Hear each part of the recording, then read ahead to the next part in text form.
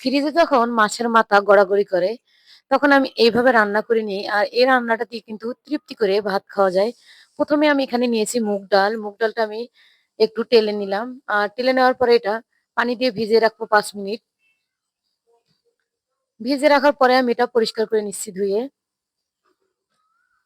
একটা আমি টমেটো নিয়েছি আর টমেটোটা কিন্তু টুকরো করে কেটে নিচ্ছি।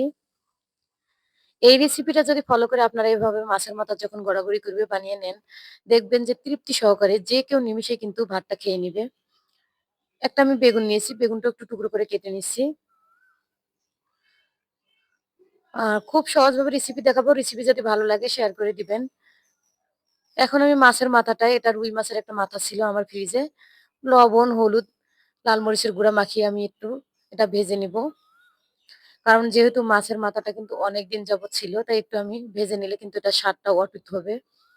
এখন আমি ১ম এই ধুয়ে রাখা মুগ ডাল দিয়ে দিলাম, বেগুন, টমেটো, দিয়ে দিলাম পেঁয়াজ কুচি, কাঁচামরিচ। এখন দিয়ে দিলাম ধনিয়া পাতা, দিয়ে দিচ্ছি সামান্য আদা রসুন বাটা, দিয়ে দিচ্ছি স্বাদ মতো লবণ, দিয়ে দিলাম ১ চা চামচ জিরা গুঁড়া, পরিমাণ মতো হলুদের গুঁড়া, ধনিয়া গুঁড়া ১ চা চামচ, টেস্ট অনুযায়ী লাল মরিচের গুঁড়া, দিয়ে দিলাম এখানে আবারও একটু ধনিয়া গুঁড়া। এখন আমি রান্নার তেল দিয়ে হাত দিয়ে এটা ভালোভাবে মাখিয়ে নিচ্ছি। এটা রান্না করার পরে যে এতটাই টেস্টি হয়েছিল আমি আপনাদের সাথে শেয়ার না করে পারলাম না। এখন আমি পর্যাপ্ত পরিমাণ পানি দিয়ে রান্নাটা বসিয়ে দিলাম। এখন আমি এখানে রসুন, পেঁয়াজ, সামান্য জিরা দিয়ে ভেজে নিলাম। আর সেই তেলের মধ্যে কিন্তু আমি দিয়ে দিলাম এখানে মাছের মাথাটা। কারণ যেহেতু মাছের মাথাটা কিন্তু অনেক দিন যাবৎ ফ্রিজে ছিল, তাই একটু ভেজে নিলে এটার স্বাদটা কিন্তু একদম অটুট হবে। আমি একবার বলেছিলাম। এখন আমি রান্নাটা চুলায় বসিয়ে দিলাম। এই তো ঝোলটা কিন্তু অনেকটা ফুটে উঠেছে। এখন আবারও একটু আমি তরকারিটা নেড়ে-চেড়ে দিচ্ছি। এখন আমি ভেজে রাখা মাছের মাথাটা দিয়ে দিলাম। খুব সহজ ও মজার রেসিপি পেতে আমার চ্যানেল ও পেজটিকে ফলো করে রাখতে পারেন।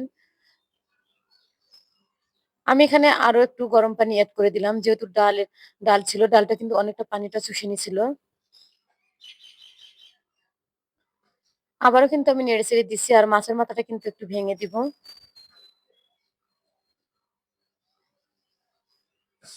রান্নাটা কিন্তু আমার প্রায় হয়ে গেছে।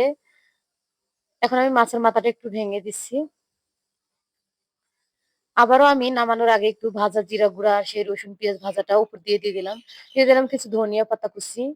দিয়ে দিচ্ছি এখানে সামান্য পরিমাণে লেবুর রস। আর লেবুর রসটা দেওয়ার কারণে কিন্তু দারুণ একটা ফ্লেভার আসবে তরকারিটা থেকে।